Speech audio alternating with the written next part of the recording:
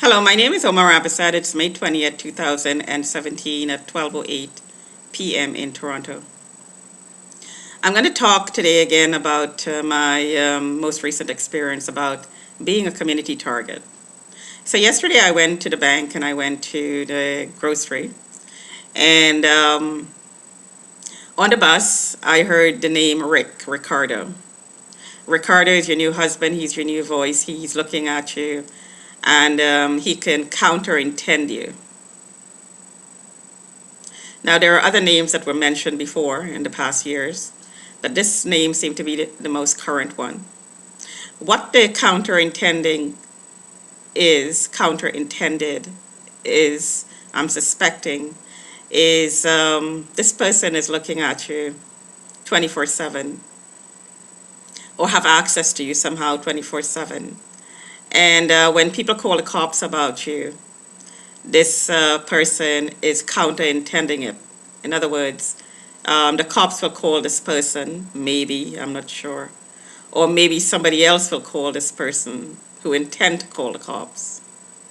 I don't know how that works. It seemed to be some sort of a war game, an experiment that is like a war game where the community is mobbing the person anywhere the person goes, and it's calling either the cops or somebody who's set up to take the calls who will call the cops.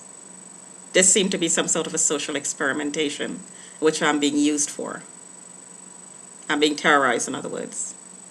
Anyway, so this name then I'm suspecting is the current person whose name is on the file, quote unquote, and is set up to receive calls and who will call the cops to check me out based on the calls that he gets.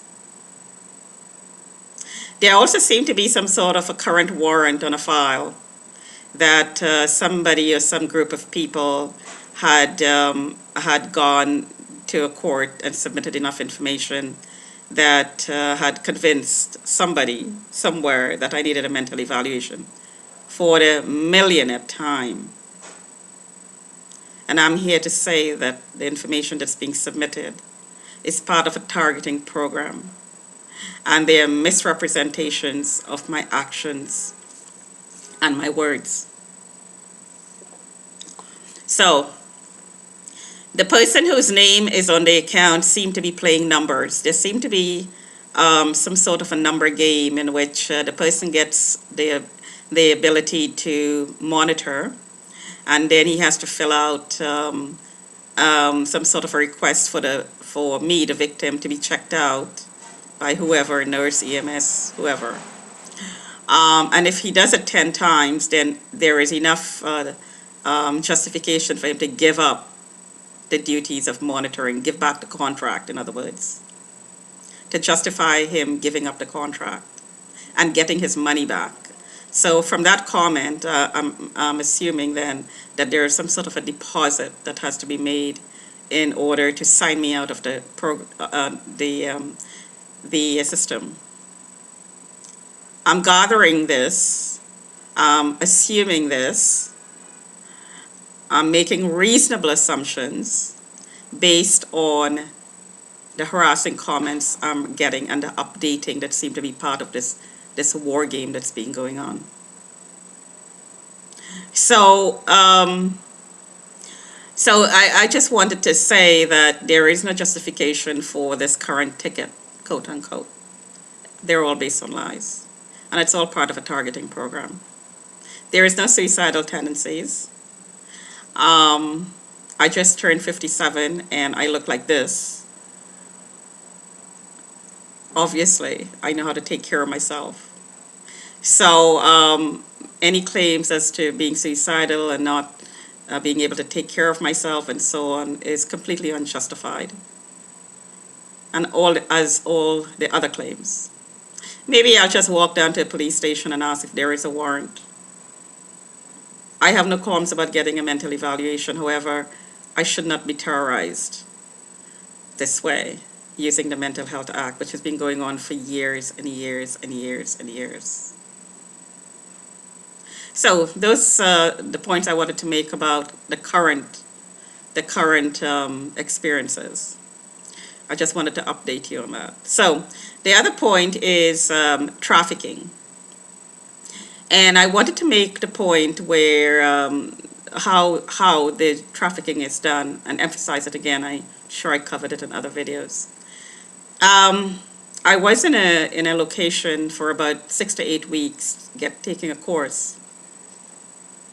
And at the time, I'm assuming that, suspecting, I should say, that somebody's name was on the account to monitor me. And the person gave somebody in that location the authority to monitor. And that person gave it to somebody else, and that person gave it to somebody else. So what seemed to be some sort of a legal document, some sort of a legal pass to monitor me, turns out to be the pass to stalk me, basically, and terrorize me. Because a few of these people were actually pimps and solicited me in the location. I'm suspecting that they were pimps, but they definitely solicited me in the location. And of course, I was scared out of my mind, and I ended up staying away from a lot of the classes and wearing a heart monitor for 4 weeks. Now, my question is, who was it that took the account in the first place, and why did he take it? Was his intention to pimp me out? Did he have information about me that painted me as a prostitute? Was that the main reason he took me, to surveil me, quote unquote? Was the reason to pimp me out to other pimps and then have me followed around, stalked? And I was actually scared of being followed around because it was an isolated location off the main street. And I was scared to even go to the location after a while because the word rape was constantly being used around me by these suspected pimps. So the person whose name was on the account to start with, the prime person, the main person, was it his intention to have me raped? To be pimped out and raped? Is that the reason why the account is changing hands so often? And who knows about this? And who's part of the process? And despite all my complaints, it's still going on.